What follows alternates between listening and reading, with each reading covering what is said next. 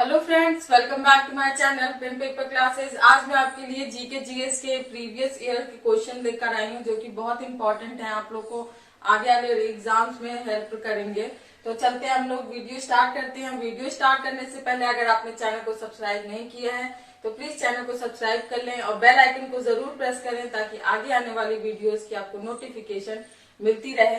तो आप लोग वीडियो को पूरा देखिएगा, आप लोग के एग्जाम्स में इसमें से कोई ना कोई क्वेश्चन तो जरूर फंसेगा।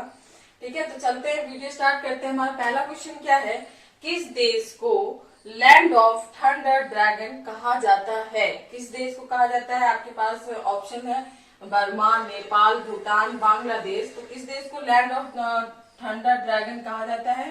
तो ये किसको कहा जाता है? भूटान को। किसको कहा जाता है? भूटान को। और भूटान के साथ, भूटान देश के साथ भारत के कुछ राज्यों की सीमा लगती हैं, वो कौन कौन सी हैं? आप यहाँ पर नोट डाउन कर लीजिए। वेस्ट बंगाल, अरुणाचल प्रदेश और सिक्किम, असम। ठीक है, ये सब राज्यों की भूटान के साथ सीमा लगती है। ठीक है, आगे बढ़ते हैं, नेक्स्ट क्वेश्चन पे आते हैं। तो इसका करेक्ट ऑप्शन क्या हो जाएगा? भूटान। नेक्स्ट आते हैं, 2017 में कजुआ इशिगुरो को किसके लिए नोबेल पुरस्कार मिला था? तो ये किसके लिए मिला था? रसायन विज्ञान, भौतिक विज्ञान, गणित या साहित्य? तो किसके लिए मिला था? ये साहित्य के लिए मिला था। और कजुआ इशिगुरो की एक फेमस बुक है, बहुत ज्यादा famous, the remains of the day. इस बुक से ये पूरे विश्व में प्रसिद्ध हुए थे। ठीक है, अभी भी है। तो the remains of the day इनकी बहुत फेमस बुक है। और ये नोबेल पुरस्कार अल्फ्रेड नोबेल की याद में दिया जाता है, जो कि एक स्वीडन वैज्ञानिक थे, अल्फ्रेड नोबेल। और इसकी शुरुआत कब हुई थी? 1901 में। कब हुई थी? नोबेल पुरस्कार देने की शुरुआत कब हुई थी? 1901 में हुई थी। और अल्फ्रेड नोबेल ने डायनामाइट की खोज की थी। किसकी खोज की थी? डायनामाइट की। ये सारे इंपॉर्टेंट पॉइंट्स आप लोग नोट डाउन करिएगा। तो किसके लिए नोबेल पुरस्कार मिला था? साहित्य के लिए। किसके लिए? साहित्य के लिए। ऑप्शन नंबर डी करेक्ट होगा। अब आते हैं हम लोग नेक्स्ट क्वेश्चन पे। भारत और पाकिस्तान के बीच कितनी बार सीमा ट्रेन चलती है? तो ये कितनी चलती हैं? दो चलती हैं। कौन सी? समझौता एक्सप्रेस और थार एक्सप्रेस। ठीक है, ये दोनों ट्रेन भारत और पाकिस्तान के बीच पार सीमा ट्रेन चलती हैं। तो इसका करेक्ट ऑप्शन हो जाएगा ए। अब नेक्स्ट आते हैं, रविन्द्रनाथ टैगोर ने अपनी नाइटहुड उपाधि क्यों छोड़ दी थी?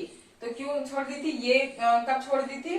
जलियांवाला बाग नरसंहार के बाद रविन्द्रनाथ टैगोर ने नाइटहुड की उपाधि छोड़ दी थी। और जलियांवाला बाग नरसंहार कब हुआ था?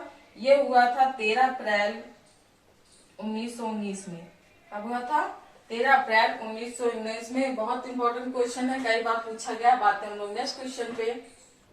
नेक्स्ट क्वेश्चन हमारा फिफ्थ है, तो गोदावरी नदी का उद्भव स्थल किस राज्य में है? तो ये किस राज्य में है? ये कहाँ पर है?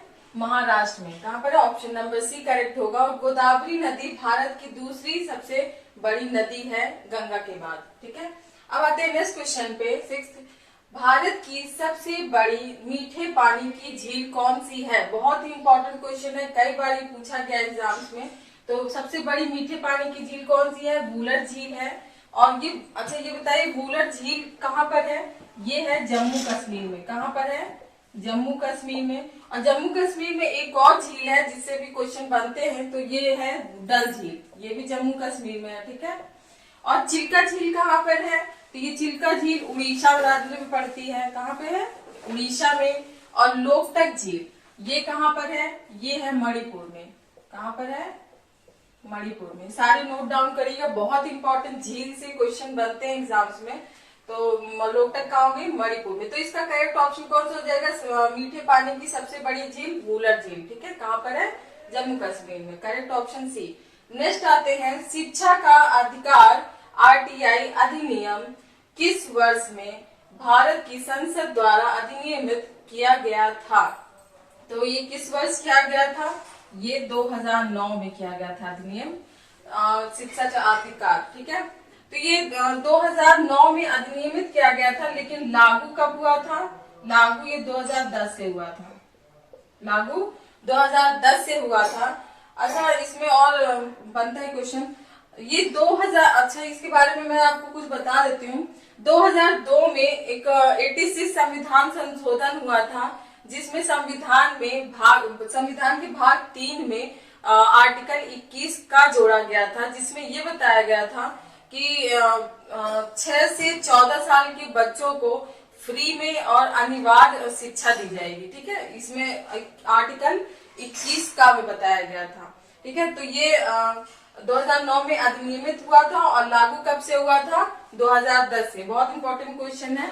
इसका करेक्ट ऑप्शन कौन सा हो जाएगा? डी। कौन सा हो जाएगा? डी। नेक्स्ट आते हैं, महाराजा सवाई जय सिंह ने कहां पर एक खगोलीय वेधशाला स्थापित की? तो ये कहां पर स्थापित की थी? ये जयपुर में की थी। कहां पर की थी? जयपुर में। और जयपुर के अलावा और कई जगह उन्होंने खगोलीय वेधशाला स्थापित की थी। कहां कहां पर? एक तो है उज्जैन, कहां पे? उज्जैन, मथुरा,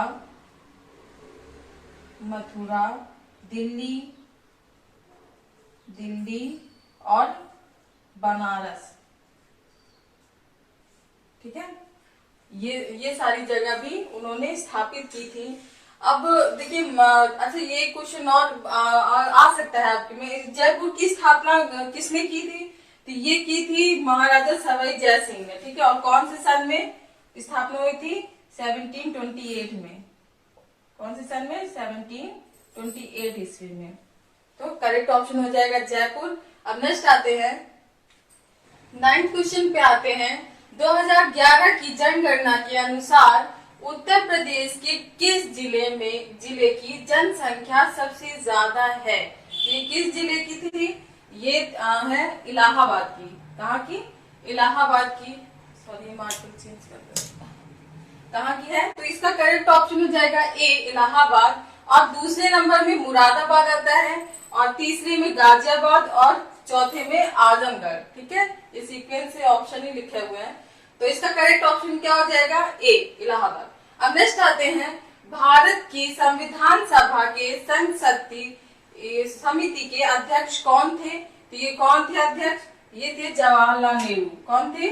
जवाहरलाल नेहरू। अच्छा, जवाहरलाल नेहरू एक और संघ के अध्यक्ष थे, वो कौन सा था? संघीय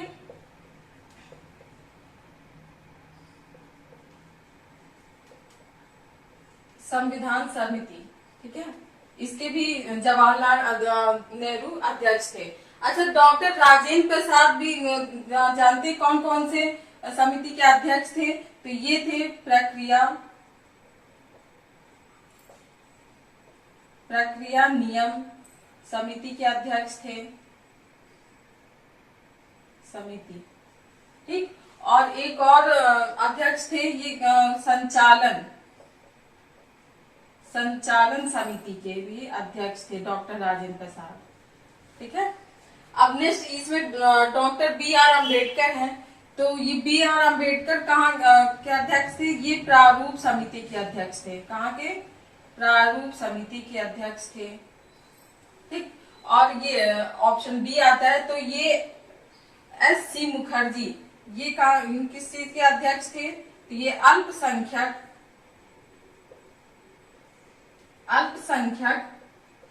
उप समिति के अध्यक्ष थे। ठीक है, अल्पसंख्यक उप समिति के अध्यक्ष थे। ये सारे क्वेश्चन बहुत ही इंपॉर्टेंट है, जो कि ये 2018 में यूपी पुलिस कांस्टेबल में सारे क्वेश्चन पूछे गए हैं। तो आप लोग को बहुत हेल्प करेंगे आपके आने वाले एग्जाम्स में। इसमें से कोई न कोई क्वेश्चन आप लोग को जरूर पेपर में मिलेगा।